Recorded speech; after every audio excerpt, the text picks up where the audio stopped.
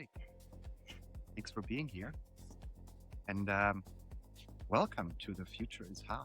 Yes, it's the first time, many first times. It's the first time we do this in my geodesic dome here in my house. And it's the first time I have two wonderful guests. This room is incredible. I am so happy to be here. Thank you. I feel very relaxed, and I bet you that in this room I could be incredibly creative. How do you feel, Dan? This room is beautiful. And as we'll talk about as we go into this, I'm having a kind of a nostalgic moment because very important years of my life were lived in a neighborhood just over the hill in the Santa Cruz Mountains, where I went to UC Santa Cruz for school. So I'm having a huge, beautiful deja vu. The light and the beauty of this room is reminding me a lot of things from the past. So thank you. Amazing. And you shared that previously when we were walking around, that spaces really evoke these emotions. And so I'm glad that you have some emotions and some feelings, right? When you enter some spaces and you feel like this is like the past that you are experiencing. Yeah. Today we don't want to talk about the past. We want to talk about the future. Maybe they're not that different.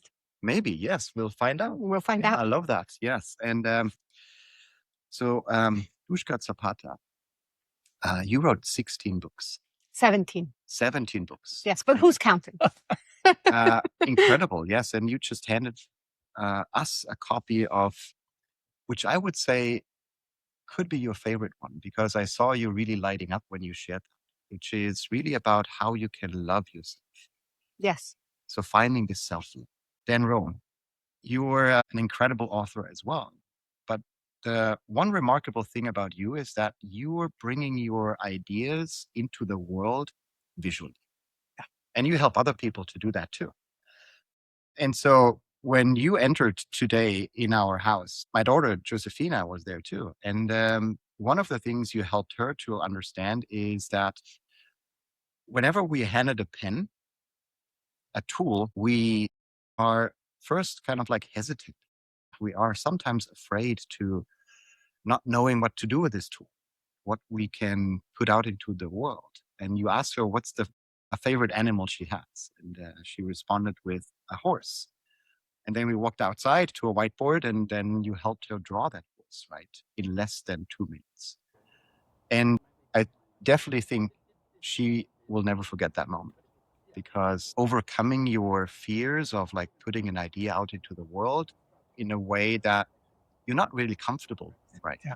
We use our words to put out an idea to the world. We send messages, we do presentations, but rarely we use kind of like a pencil or a pen to really visualize what we actually want to communicate. So sharing that with my daughter. Well, Frederick, this is why I have a career, is because you've worked in Silicon Valley for years and years and years. Dushka has, I have. Every organization in Silicon Valley you go into, whether it's Google or Apple or any one of them, has rooms full of whiteboards. Like decades ago, it was decided that whiteboards were a really good thing to put into a conference room, but they're almost never used, or they're used in ways that people will write a little note on or something. So the reason I have a job is because I can be one of those people who will walk into a place like Google and say, okay, you've got a whiteboard. Let's get over the fear of drawing on it. And I'm going to show you how to take any idea you have and get it onto that whiteboard instantly to get past that fear of what would I do. That's why I have a job. That's why I've been able to do what I do, is because I'm not afraid to do that. And I'm not afraid, like with your daughter, Josefina, to draw the horse or whatever the thing is.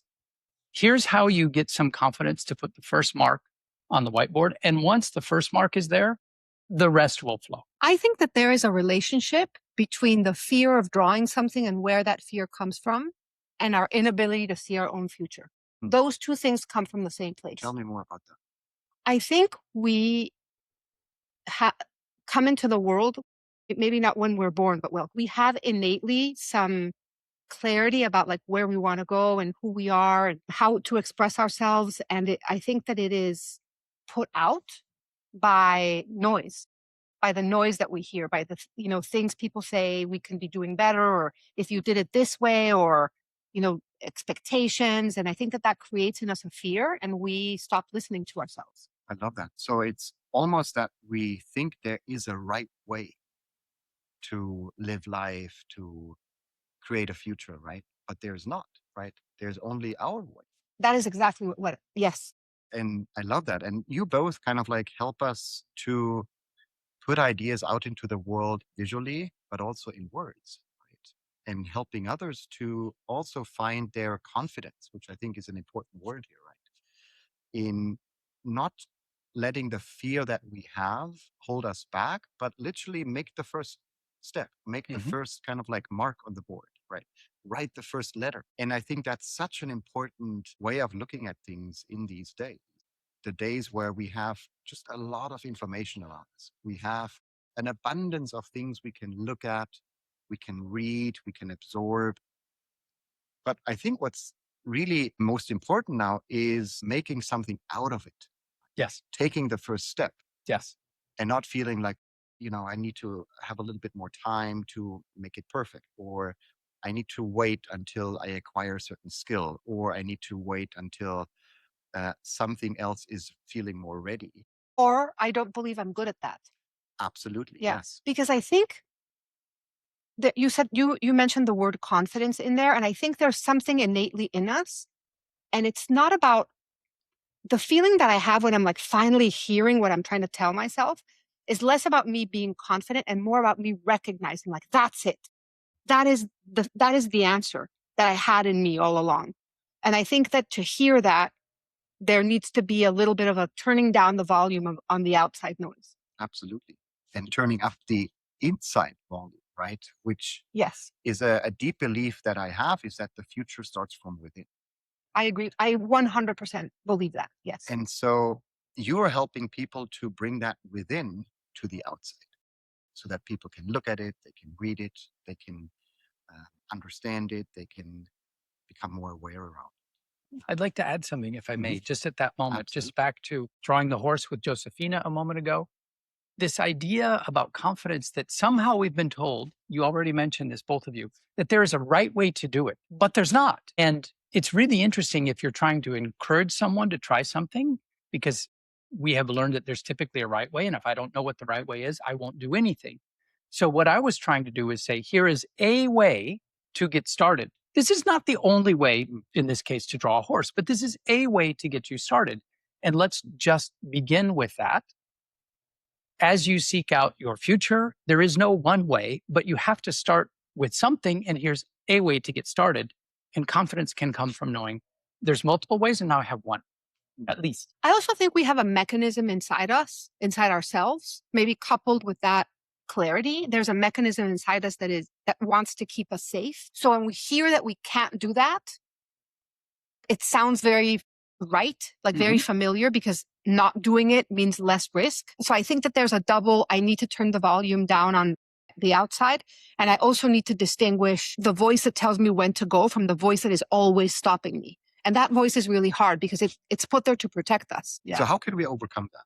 What are some ways that you learned in your life to really overcome that? And also, Dan, I think, or at least the book I like most is The Back of the Napkin, right? And I just go back to it over and over again because it's not literally about the skill, right, to draw. It's something else. So tell us more about what it is. Would you like me to start with that, or you want to go first? I definitely want to hear what you have to say Okay. about this. I talk in the back of the napkin about the idea of using our visual mind to clarify an idea, to have more confidence in our own idea, or to be more willing to explore it so that it's clearer in our own mind, so that then I can show it to you and it's clearer in your mind. So that's kind of the central concept, and it works. But the trick is, especially in the corporate world, is this idea that people say, well, I can't draw, so I can't do that approach. And Frederick, to your point, I try to make the distinction, the difference between drawing for an artistic reason, which is trying to creatively achieve a particular effect or trying to realistically render the horse or the Mona Lisa, if you're Leonardo da Vinci or something, to decouple the artistic idea from just the thinking idea. What I want us to be able to do is understand that our visual mind gives us an incredible way to think by using pictures that don't have to be realistic and in fact are not artistic at all. And in fact, very often in a workshop setting with a large enterprise or a small startup or a governmental organization or something, the first thing I do is just a break the ice exercise where we just get someone drawing something. Draw me a circle and call it today. And then draw me another circle and call it tomorrow. What would connect those? That's all you need to do. You don't need to draw me a beautiful picture. And that is when the confidence begins to come. Oh, if you can draw a circle, a box, an arrow, a line, that's all you need to do. And that's where the thinking begins. Incredible. I might have a challenge for you later on, which really connects those two things, I guess, because we all have a not a good understanding about our future self, right? Who are we becoming in the future, right? If you imagine yourself 5 or 10 years from today, like who is the Dan, right? The Dushka, the Frederick. But apparently, if we use our visual mind, we have an opportunity to actually make that idea a little bit more clear. So I might challenge you later on to give us really a way to visualize our future selves in a very approachable way so that everybody can do it. Yeah. So we'll go into that. Perfect. But first, over to you. Yes. I think the answer that I would give is both very similar to the one you gave and different. I think that the opposite of, for lack of a better way of putting it, seeing the future, to me, the opposite is overwhelm. Overwhelm is the feeling that shuts me down from looking at anything. And I think the way out of overwhelm is to practice breaking things down into their smallest possible version and then doing a little bit at a time, just for today, I just need to get through this hour. I just need to figure out this little bit. And I'm kind of going through and recently went through something overwhelming. I'm dealing with an aging parent, and anyone who's dealt with it knows how completely overwhelming it feels. And the antidote to the overwhelm and the emotion and everything was I I don't need to do all at once. I just need to take care of the next couple of hours or today. And I got through a pretty big crisis just doing that, like breaking things down. And I feel like anything that feels overwhelming, Einstein said something that he has a quote that I adore. He said, time exists so that not everything happens at once. And I love that so much. And I think about it all the time. And I think because time exists, not everything happens at once, which means I don't have to deal with it all at once. And I think that we understand who we are becoming, because I am not becoming who I will be in the future. I am becoming her right now. And I can manage who I'm becoming right now, or enjoying who I am becoming right now, or observing who I am becoming right now, just a tiny little bit at a time. Love that. Just that feeling of overwhelm. I think everybody can relate to. You're overwhelmed by politics, by climate change, by the future, by your family situation, by your relationship, by your financial health. All of those feel overwhelmed, right? And that only increases. So finding clarity, finding a way to approach this overwhelm, I think is such an important way of looking at life. Because as you're saying, like just take the first step, right? Break it down, see what you can influence and what not, right? Are very important. I would even say perspective shifts on looking at that whole overwhelming world that we're living in. What are you helping people to see more clearly in this world that literally feels overwhelming every morning we wake up? Building upon both of you, I want to just talk about the analogy of our visual mind for a moment. Okay, so when I talk about our visual mind, and this will connect in a second, what I'm referring to is our cognitive, physiological, psychological ability to have our eyes look at the world around us, bring in light, and turn it into meaning in our head constantly, millions of times a second. Roughly half, if you think about the human brain, it's about 100 billion neurons, and our brain is about the size. If both of you put your two fists together like this, that's about the size of your brain. You think your brain is very big, but your skull is thick. It's about that size. It's about 100 billion neurons. And half of that is focused on processing vision. So for people, for the 95% of the population on the planet who has vision, there's 5% arguably who are either congenitally blind or lacking vision or visually disabled. But for the vast majority of us that have a robust sense of vision, what's happening is that our brain, within about a tenth of a second, is taking in an overwhelming number of photons, an overwhelming amount of information, and doing the best job it can, fast as it can, to turn that into meaning. So what I mean by that is I'm moving through this space and I'm not falling down. I'm still talking. I'm avoiding this thing, my peripheral vision. So the way our vision system does that to avoid overwhelm is we don't see everything all at once. The reason why the process takes time, about a tenth of a second from the time light enters our eyes until it has found meaning in our visual neocortex, and all of the steps that take place, is because we're actually breaking down the visual world into a set of discrete information. We're breaking it down into those elements that you talked about. We're breaking it down in time and in space into objects. I'm seeing physical objects. I'm then seeing their position relative to me. I'm seeing how they move through the change in the position relative to me. All of those things are adding up. So from an engineering perspective, we have a process in our mind that's the same for all humans. This has nothing to do with emotional beliefs or religious beliefs or anything else. This is just the neurobiological process. The reason why it's valuable, our visual system has already figured out through millions of years of evolution how to deal with overwhelm. And it's to break it down and identify the discrete elements that are in front of me, identify them, process them individually, then stitch them together to get the big picture and then react to that. So I know it's a little bit abstract, but what I try to do, as we did with Josefina and the horse, don't try to see the whole horse at once. Many of us can picture a horse in our mind, and it's a complicated beast. It has a lot of moving parts. It's different colors. It's got hair. It's got bones. It's got eyeballs. Great. But one way to draw that is to just imagine there's a circular shape and another circular shape and a big triangle that's the neck with a circle on top that's the head. And if you break it down analytically, which our brain does, you can make a horse manageable. And forgive me for going long on this, but this is, to me, why our visual mind helps us not be overwhelmed.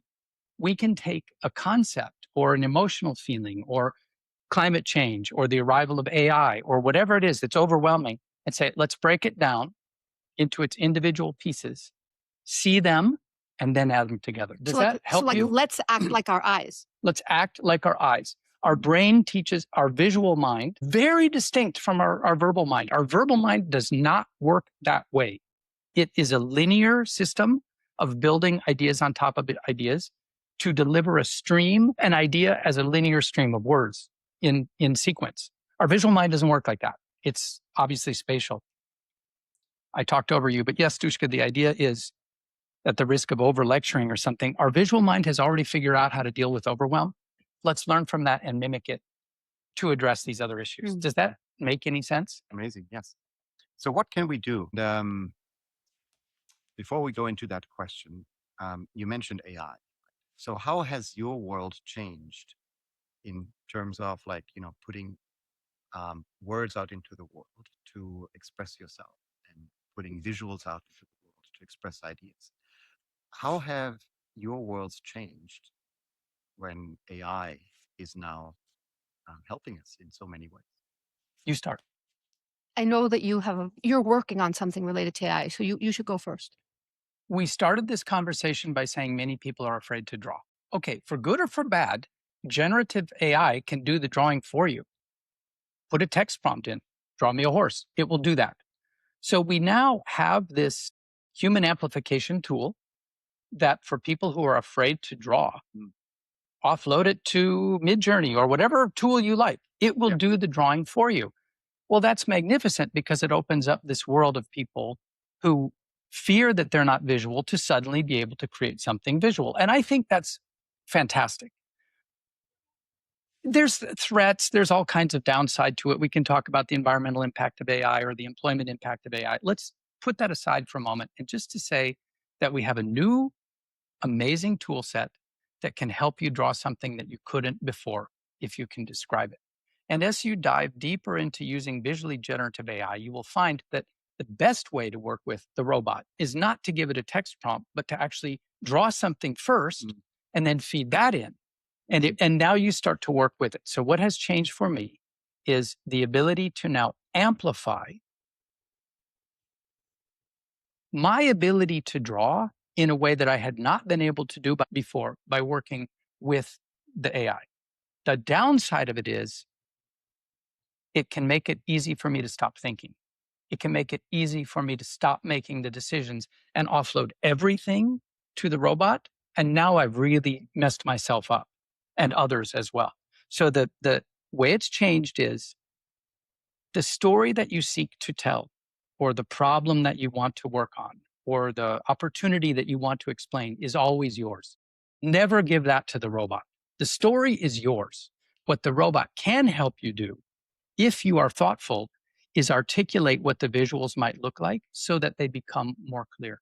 I hope that it's a double-edged sword, but it works. Such an involvement of even my thinking and what I've learned from one of the most recent podcast guests, Jeremy Utley, who really is an expert in AI and friend of mine teaching at Stanford University. And what he said is that we need to go beyond the prompt, which means go beyond the text prompt, right? And he really argues for the voice prompts. So talk to the machine, talk to AI, because that's how you can explain your idea better. That's where you can give more details, more context, and all of those things. But what I hear you say is go beyond the text prompt, go beyond the voice prompt, go to the visual prompt. Yeah. So now you're feeding literally AI with an image that you drew, that you sketched out, so that the AI can actually really understand what your idea is about and can help you even more. Is that correct? Yes. I've got so much more I could say, but I I wanna- want to hear what you have to think I'm about going this. to answer the question differently. I want to tell you a story about my relationship with Claude. I was working with Claude on something and we were iterating. And I basically asked him like a very thoughtful prompt. And then he responded. And I was like, I'm not really happy with this response. I think maybe I wanted to ask you this and you answered this. And we started sort of like going back and forth. And at one point I was like, Claude is mad at me because I'm being really like I think I'm asking him to do too much work. Like I've been asking him questions and maybe my prompts aren't being clear. And I think I'm irritating him. And I was sitting alone with Claude in my apartment. I wasn't talking to anyone else. I was just having this conversation with myself. And I thought to myself, I think that this machine is mad at me. This is a mirror.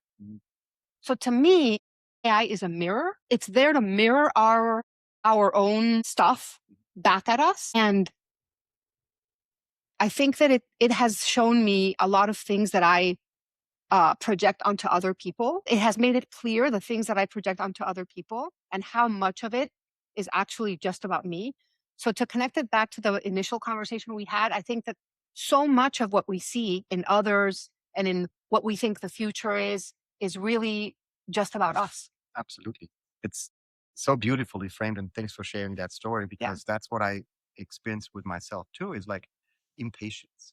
Yes. Working with AI, I'm just totally impatient, right? It needs to produce the perfect outcome. Yeah. Ideally right now, right? Yeah. And so the impatience is something that is not where the machine is not doing you or is not wrong. It's you. That's something that you have to learn, right? Yes. Patience is such a great skill you can build over time, literally, where you can train yourself in patience and do little practices and experiments. For example, I work with a coachee, and we were giving us patience experiments. So, for example, next time you're going to be in the supermarket and you're in line, you're going to let the person with more items in their shopping carts go first.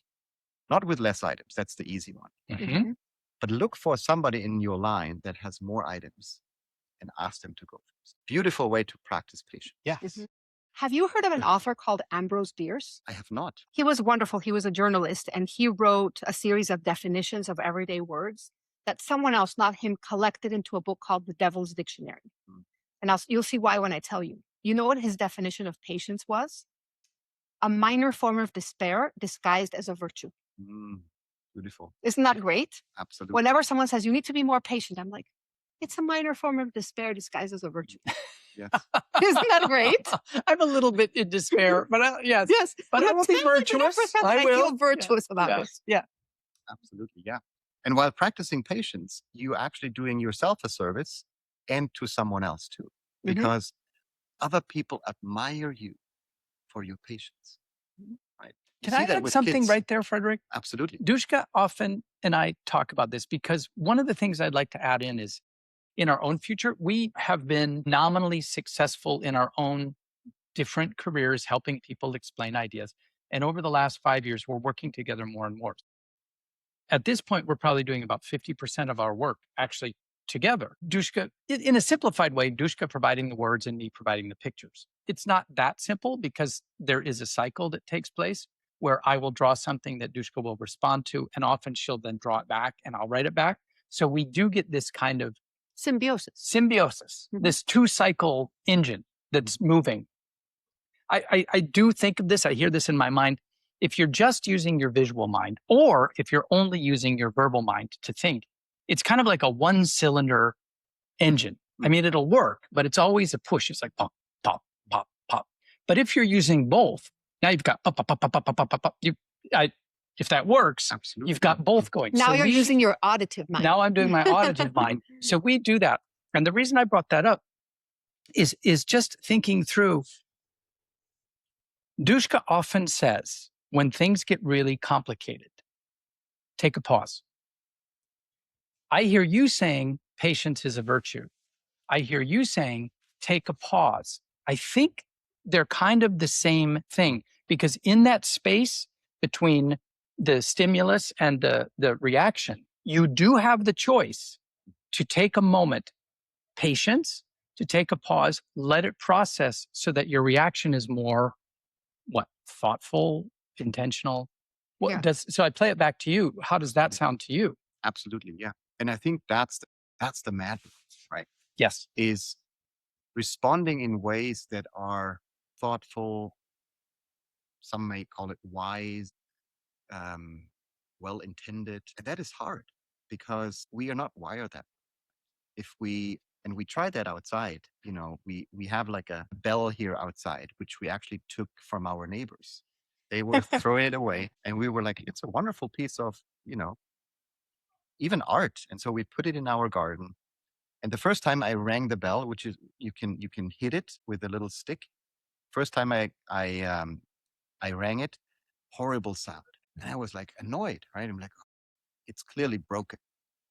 And then I thought, when I paused for a moment, maybe that's the point, right? Mm-hmm. To really make me think that it's about me, how I perceive a noise, right? Is it annoying? Is it beautiful? Is it whatever it is, right? But I can choose how I view that voice or like how I listen to that voice, noise. And so how I can listen to that noise. And so I used to really find some kind of meaning in it to really ring it, every day to just check on myself.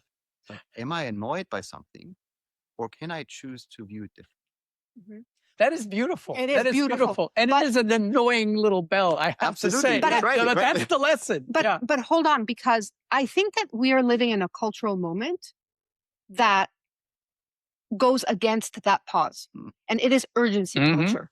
Everything is urgent. And we are sort of like programmed to believe that everything is urgent. So you live with the belief that you don't have time for a pause.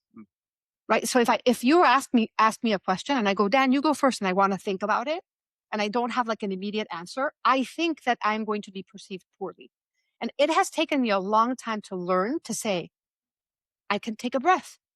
And it's very, very difficult, not just because I'm patient or not patient, but because I have spent a lot of time learning that everything is urgent. And it does us a huge disservice because we believe that the right reaction is any reaction. And we forget that we have a right to pick our reaction and can't take the time. We just have to take the time. And that makes a huge difference. And it's practice. It's just practice. It's not urgent. I can take a breath. And that's really difficult. Yeah. I learned recently from a Zen master about something that I found really, really fascinating. He said, if a neighbor throws trash over the fence in your garden, you have a choice how to react. Right? And the first initial reaction would be you take the trash and you throw it back. Right? But what does that create? It creates anger, it creates hatred, it creates like a disconnect, right? Instead, pause for a moment, pick up the trash, put it in your trash bin, and then here it comes. Go celebrate. Celebrate yourself. Go for a coffee, treat yourself in a way that you just did something that you should be proud just of. hearing the story made my heart open up. Yeah. Like there is another way. Wonderful. Yeah. And because there is another way, but you don't see that way if you just act or react, right? You have to pause and then think, okay, what can I do here? Yeah. I can throw it back or I can just pick it up and put it in. Which reminds you of all the tiny little triumphs that we each experience that others have no way of seeing. We should be celebrating ourselves every day. Absolutely. For the tiny little things that we accomplish that are like, oh, I'm going to react differently. And then you're like, I did it. But it's invisible to everyone. More coffee. Yes. I was amazing. Yeah. So let's go back to this this challenge I have for both of you, actually. This is related to our futures, more specifically to our future self. Okay. Something that we humans just have a really hard time to imagine. Right? Imagine yourself 5 years from now, 10 years from now. Who are we becoming? Right? It's not just about what work are we going to do, or in which relationship are we going to be, or in which health we're gonna find ourselves. It's a little bit more complex. And I also think we don't spend enough time to actually sit with this questions like, who are we becoming? And who do we want to become? And what are we doing right now to actually move towards that future self?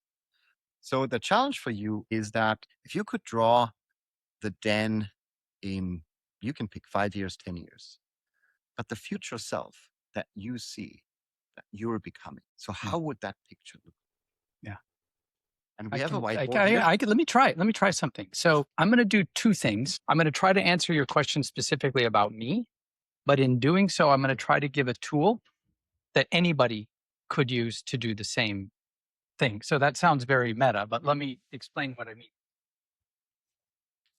We talked about this already when in a workshop or in an environment where I'm being asked to come in and draw and teach people how to draw. The first thing I will ever do, always, is draw my favorite shape. I'll just draw a circle.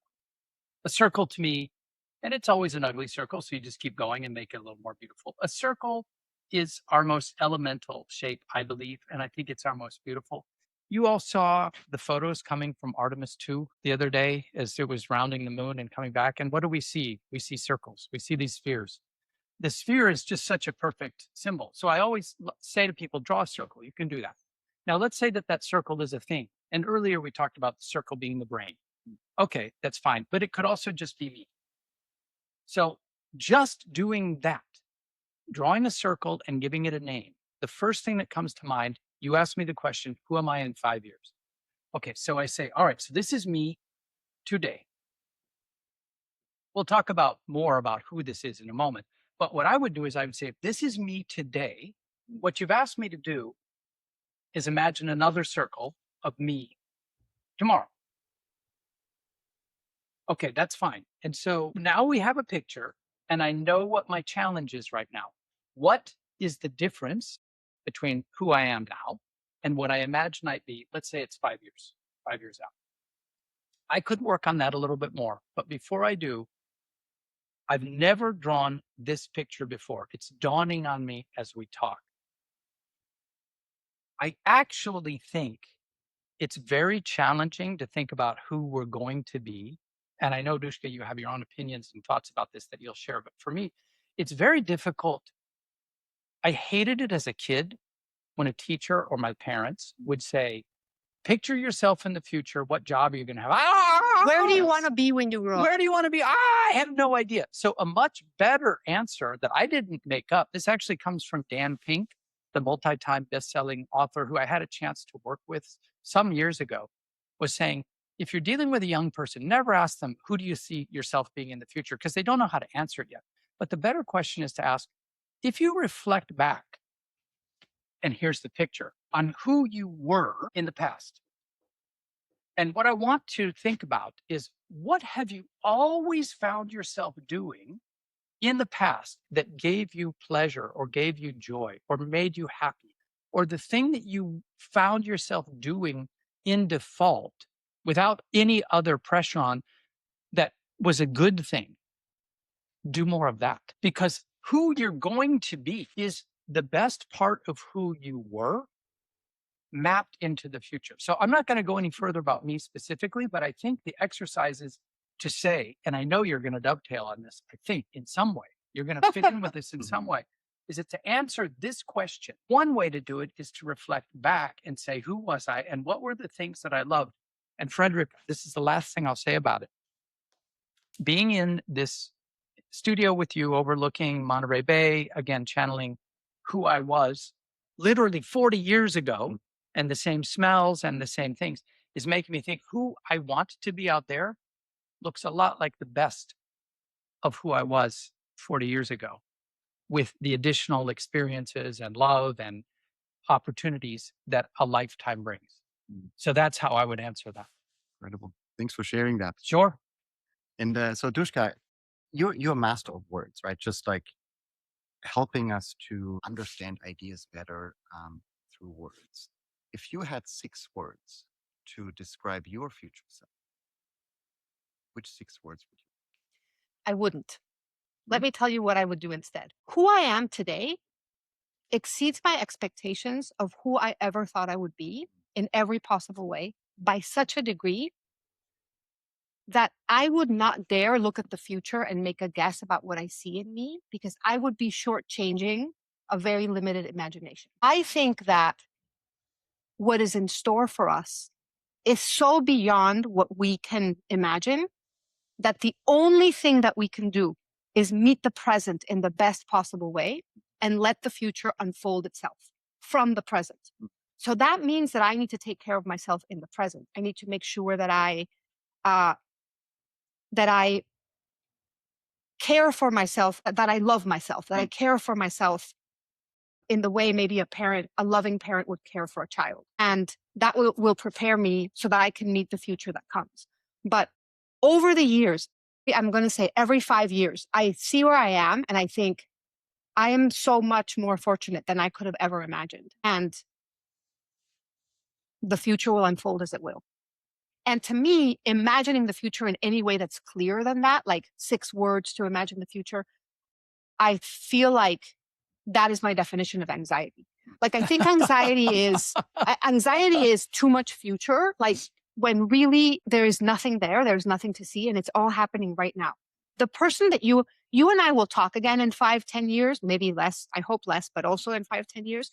And we will be like, look where we are. Like, this is so much better than we thought. That's the feeling that has accompanied me throughout my life.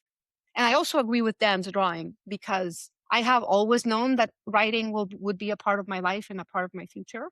And because I see so clearly in the present that what I want to do now is right. I know that that's in my future.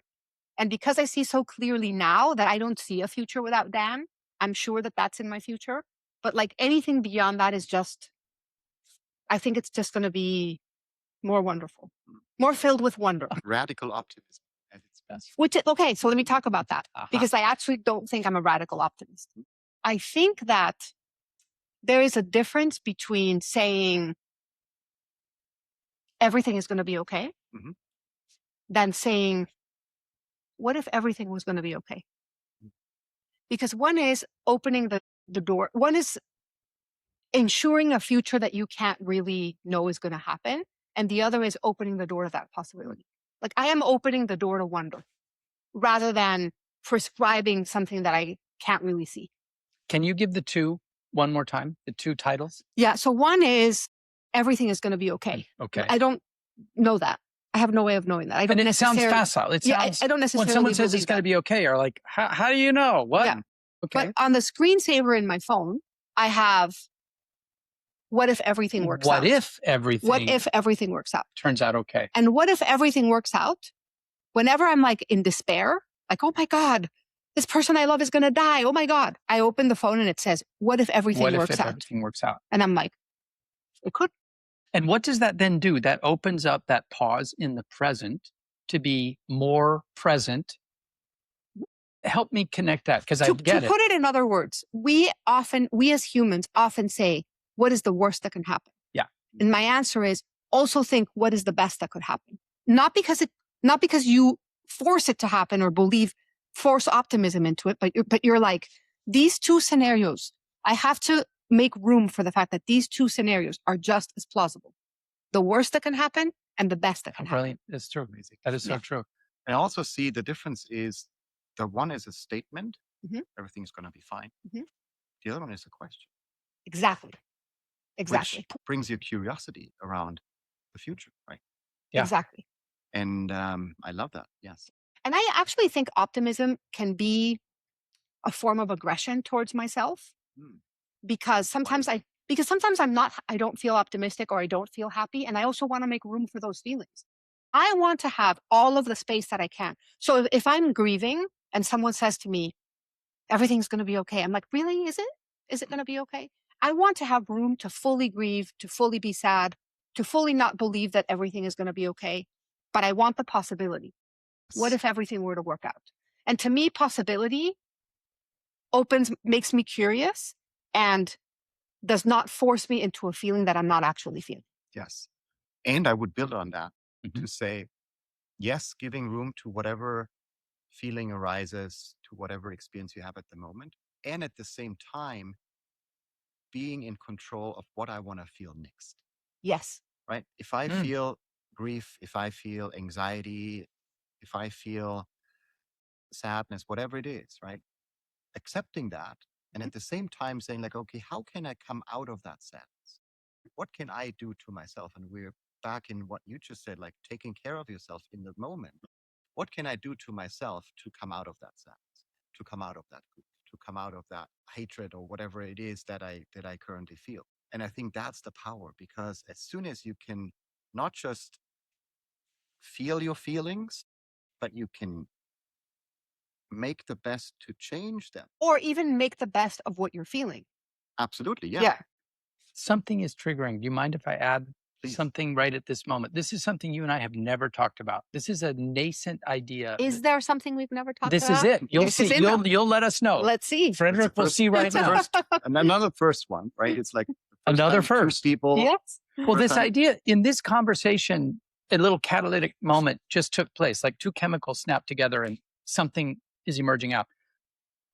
For reasons far beyond what we can talk about right now, I've been working on a story for a long, long time that, Frederick, you have mentioned to us that you are a student of Zen. You love Japan. Many, many elements of what we see in the house that you've built and the palace that you've built here are Zen-like. Is that a fair assessment? You are familiar with Zen Buddhism. And something that happened in my past a long, long time ago was that when I was 17 years old, I lived as an exchange student for a year in Bangkok, Thailand. Now, I grew up in Montana, and so I was sent at 17 to Thailand. And I lived with a Thai family where nobody spoke English. And drawing around the kitchen table became a way of communicating until I started to pick up Thai. But the point I wanted to make was that the last month that I was in Thailand, I became a Buddhist monk. So I was 17 years old, and I went to the head of the temple in our little village, and I said, I'm an American, I'm an exchange student, my Thai was acceptable, was okay. And he said, absolutely, join our temple. So shaved head, orange robes, all of the things. And there are so many things that I learned in that time. I wouldn't consider myself a Buddhist, but at the age of, I had literally had my 18th birthday in the temple. And the head monk said to me, oh, Dan, you're going to turn 18. We have a special gift for you. This, because it's your birthday, for 1 week, not only are you going to meditate in the temple, but you're not going to talk to anybody else for a week. So that's our gift to you. Wow. So this was at 18. So it's a very formative time. And a lot of the ideas landed. And only now, that was 40 some years ago, are coming back to me as things that manifest in what I want to do now. And the one that is the strongest, which is response to what I'm hearing from you. We talk about architectures and buildings. I'm obsessed by this idea of a palace, which I'm calling the palace of the present moment. No matter what is going on in my life, good or bad, I can, in my mind, take a pause. You don't even have to meditate officially to do this, but take a pause and listen to everything that's around and explore this entire endless palace that you're living in of right now. And the only reason I bring that up is it has become a source of great comfort for me that when shit might be going sideways and I'm stressed and the client thing is going bad, I can pause for a moment and say, let me just sit in my palace of the present moment for a few minutes. And exactly as you said about the bell, maybe the test is it doesn't sound awful. Maybe that's how you're hearing it. Take the moment. Forgive me for going on, but there's something, take a moment in this palace of the present moment. You will be okay now. And from that, you can, What if it works out? What What if it works out? if it works out? Like when the stuff is hitting, now take a pause. When you can, there's always a moment. What am I hearing? What am I feeling? Good or bad? Even if it's bad, even if my heart is pumping, I can experience that right now. Oh, that's interesting. And distract me from the fear long enough to take a breath and say, this is simply what's happening now. And maybe if we can build on enough of those, The future future future's going to come. Guess what? We talked about this earlier. In the future, who are you going to be? You're going to be Frederick. And where is it going to be? Right here. And when is it going to be? Right now. Yeah. And I'm practiced for that. You I are can going to be pause. a wonderful Frederick in the future.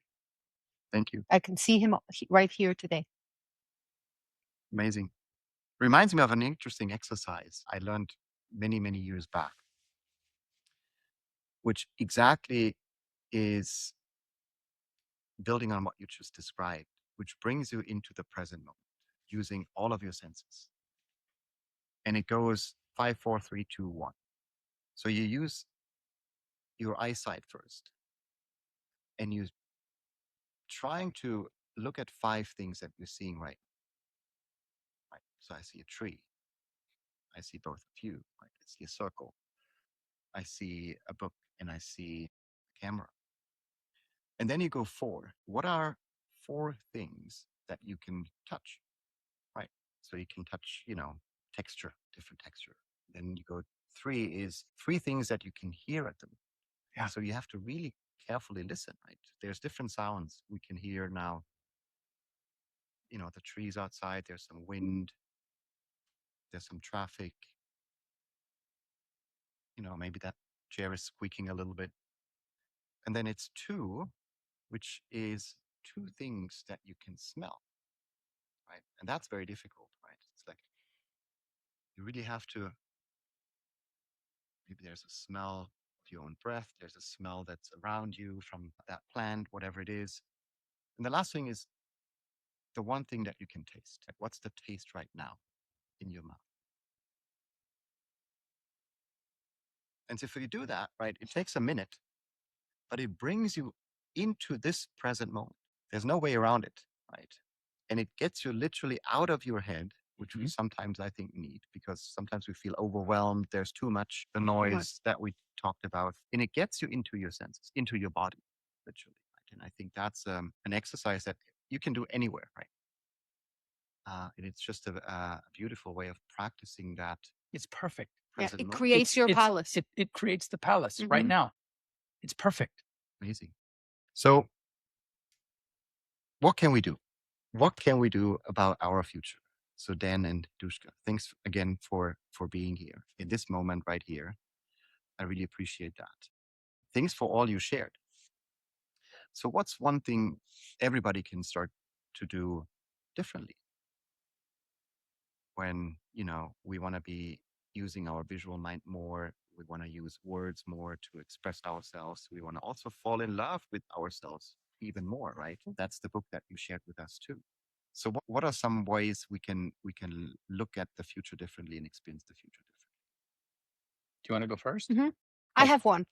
Find silence. How can we do that? Just a little bit at a time. Build a geodome, or sit in the garden, or put on noise cancellation earbuds. Just find silence. I don't think it has to be for very long. It doesn't have to be a week long silent, isolation or whatever. Sit in silence for a little bit each day, because it allows you to stop hearing just outside stimulus, opinions, advice, voices, social media, your phone, the ringer, the traffic. Just find silence and experience what it is like to tune into what you have to tell yourself. I think that is a life-changing practice. And it can be 3 minutes a day. And it can be anytime.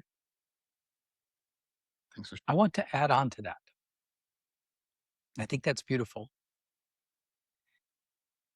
Finding my moment of silence, this temple of the present moment, 5, 4, 3, 2, 1, grounds me.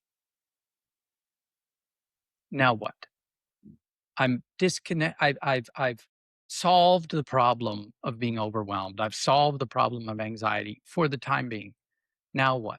And what I would add is, now as it's time to begin to think about the problem that you face, now that you're in a place of calm and you have some space to think about the problem that you need to solve, or the opportunity that's in front of you, or the thing that you want to do, or who do you want to be?